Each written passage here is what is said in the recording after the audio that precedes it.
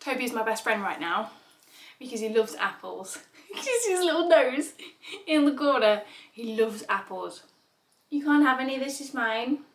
It's very delicious. Somebody once said to me on the internet, you look like you could eat an apple for a tennis racket. I assume it's because of the size of my teeth. And it did crack me up. But technically, when I sat down and started to think about it, I think it's a little bit factually inaccurate, because in order to eat an apple through a tennis racket, one would assume that you'd have to have sort of like forward-facing teeth, whereas mine are quite straight. So I see where they were going with it. But yeah, every time I eat an apple, I think about that.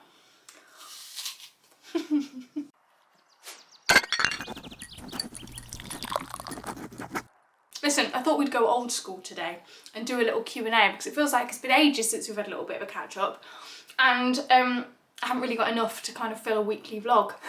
So I thought this would be a good way to do it. And it's a bit of nostalgia, a bit of YouTube nostalgia, back in the good old days. Oh, we should bring back some of the old challenges, I think. It is very hot today, so I'm in the world's worst outfit. But I don't care, because I feel like I am about to expire. We currently have a heat wave going on in the UK, and we and our houses are not built for it, okay? So that's why we are struggling. Anybody in America will be like, what? 30 degrees Celsius? That's not hot. It is when your houses are designed to keep the heat in, and when you are not used to it and you have no aircon. So yeah, if I start to perspire throughout this video, that'll be the reason why. I've actually got a lot more questions than I thought I would get. So you lot are very nosy. We might have to do this in a part 1 and part 2. But yeah, I've only seen like the top 4, so the rest are a bit of a surprise, so we'll give it a go. But question 1, how are you doing? Love watching you on here, Instagram, and on YouTube. Well, thank you very much, Claire. I'm doing really good. I feel so happy at the moment. Not every day, obviously, because I feel like that is a little bit weird if you feel constantly happy 24/7. But in general, overall, I feel the most confident and the happiest and the most at home with me I think I've ever felt. And it's very empowering. It feels really good. So yeah, I'm doing all right. How are you? We've got a couple of wedding ones actually. So the first one is, was the wedding as you imagined as a little girl or different as an adult? So that's a cute question. Totally different. I think when I was little or younger, I wanted like the biggest wedding in the world with like a huge dress and like loads of people there and all these like flowers and all that kind of stuff. And then when we came to plan the wedding, we were just like, we want it as small as possible, as intimate as possible, and as relaxed as possible. I think that was one of the big things, was we just wanted it to be super chill. And it was like the most chill day ever, and everybody said, I know they have to say this because they got invited to your wedding, but I really do think that a lot of this is genuine when they're saying it. But loads of people are saying that it was one of the best weddings they've been to because it was just so relaxed. Sorry, it's my neighbour just driving off. It was so relaxed and so chilled, and yeah, it was like really intimate as well. So everybody like really felt like they were in on the day. I think we had 30 people in the day, which is still probably quite big for some people. Like, it's not like a micro wedding, but it's small compared to a lot of others. And then I think in the evening we had a maximum of like 45. So yeah, it was really intimate and lovely and small and just super chill. Oh, it was the best. Loved it. And then a couple of people have asked the same question, anything you'd change about your wedding day? Was there anything from your wedding you would change? Planning mine currently at the moment. Congratulations. Yeah, there's a couple of people asking that. Anything I would change?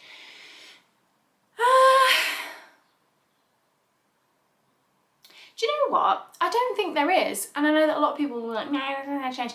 But genuinely, it was the best day, like the most perfect day. Everything ran really smoothly, apart from the roof nearly fell in. Got a video on that. But I didn't know about it, so it's fine, and everything got fixed, so it's fine. What else? Yeah, everything just ran smoothly. There was enough time between everything, but not too much time. There was stuff for people to do, but not so much that people got overwhelmed. No, I really loved it. Tell you what, one thing, cutting the cake, absolute load of bollocks. Don't bother doing it. It's so weird. Like, it's so underwhelming, the whole, we only put it in because the caterers were like, what time are you cutting the cake? Or cutting the cheese, because we had a cheese tower. Best idea ever, by the way. If you're a savoury person, get a cheese tower. Oh my God, the cheese. It's delicious. We're gonna order some at Christmas time from the same company. It's from a company called Mousetrap Cheeses. Top-notch cheese, absolutely delicious. But yeah, we got, like, everyone's like, please gather round for the cutting of the cake, and then you just kind of stood there with a knife like, okay, done, carry on with your drinks. Pointless, don't do it, don't bother. It's like another photo opportunity, but to be honest, we got enough photos by then, didn't actually need it, so there you go. I wouldn't have that. I would just shove my face into it and eat it like that. Favourite go-to snack at the moment, Pink Lady apples. I'm obsessed with them, I don't know why. I'm just like, I'm loving apples at the minute, and especially because I bought an apple cutter slicer thing. I'll leave a link down below if I remember. You get them on Amazon, and you literally just put it over the apple and you go zoom, and it cores it and it cuts it into slices. Because eating an apple like this is okay, eating apple slices, top tier snack. Don't at me.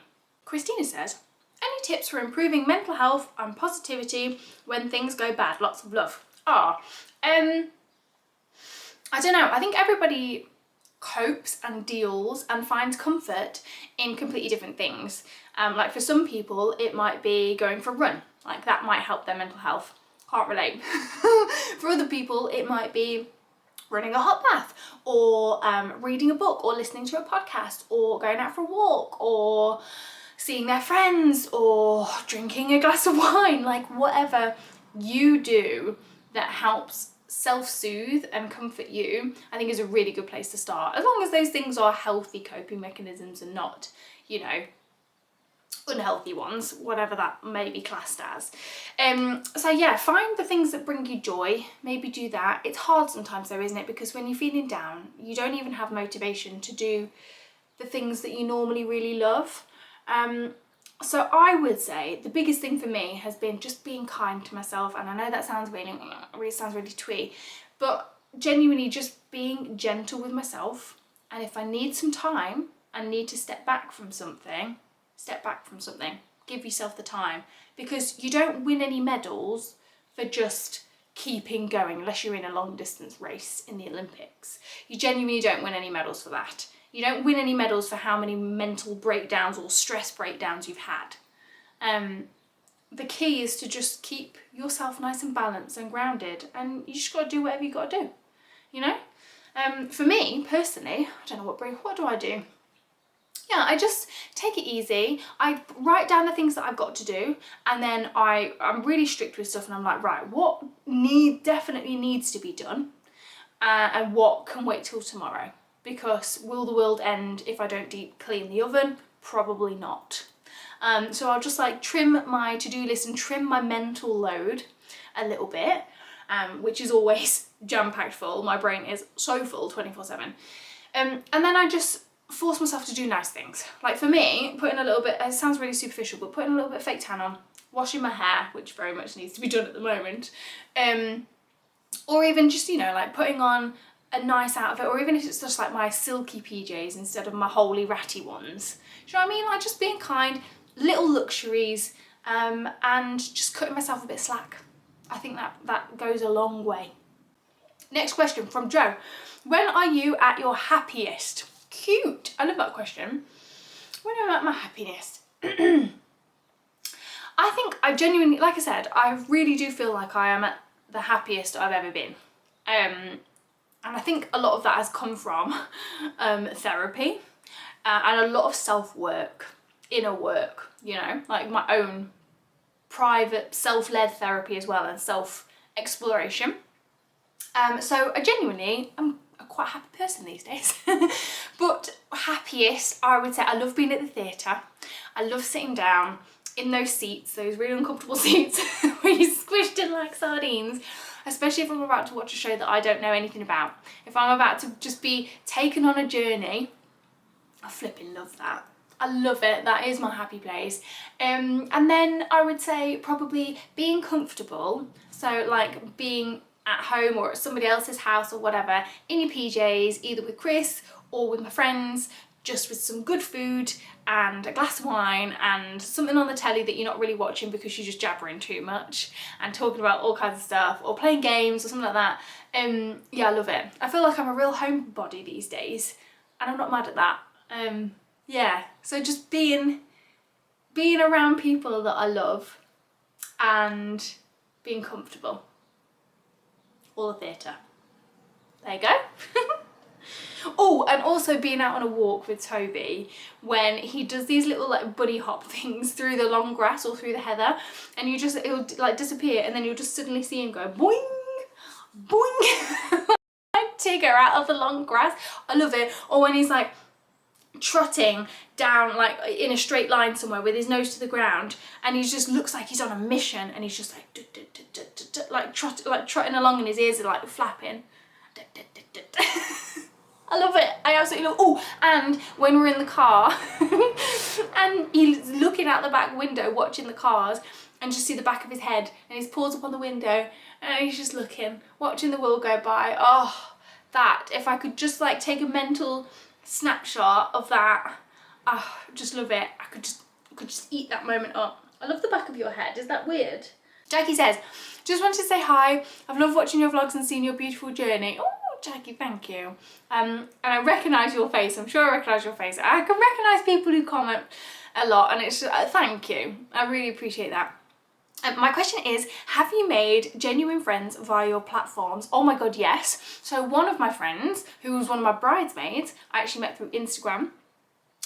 She bought Toby a little personalised water bowl, but like a Cocker Spaniel one, so like it goes up at the top so their ears don't go in their water bowl when he was a puppy. And she was like, oh, I don't think I'm a total stalker. Like she kind of knew me through like some PR contacts in Birmingham and stuff, so it wasn't like a total follower situation. It was more kind of like through a business sort of side of things.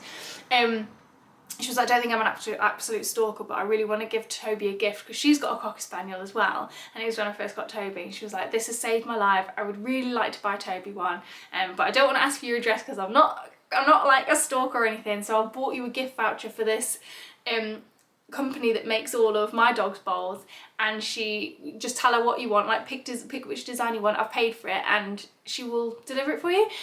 I was absolutely blown away by that, and we just sort of got talking, and yeah, long story short, she was one of my bridesmaids at my wedding. And of course I met all the girls through Twitch last year, so like we talk like a bazillion times a day, and we're like really close friends now. It's so lovely being able to connect with people online. Sometimes it works out, sometimes it doesn't. But sometimes you just get a vibe, don't you? And it's really difficult because it is very awkward to start these things off. And sometimes it can be a little bit overwhelming when you're the person putting your life out there, and then people get in touch and you think, oh, you seem like a really genuine person, but it's a very one-sided thing. Like, they know loads about you but you know nothing about them, so it can be a little bit strange from my side. But definitely sometimes things just work out lovely and you get to make some amazing new friends. So yeah, don't tell them though, especially don't tell the Twitch girls, because that will just go straight to their head. Yeah. I've still got loads of questions coming in, so I think I'm gonna have to like split this into part 1 and part 2, because I'm definitely gonna miss these, because I only put this up like a couple of hours ago. I've had loads of questions. Thank you so much for being so nosy. But I'll finish on this one for this video. What's your best outfit to wear on a long haul journey? I'm soon going away and it will take 4 hours. 4 hours? That's not a long haul journey. That's like just up the road. Anything comfortable. Like wear a comfortable bra, like a sports bra, or like a bralette or something. Nice cozy socks, and something like loose around the tummy, and like a loose airy top, layers that you can put on and take off depending on whether it's hot or cold on the airplane. And yeah, just pure comfort, I would say. That is the key, unless you fly in business class and then you have to be a little bit smarter. Oh, that would be amazing, wouldn't it? You better not be destroying that. That's your favourite.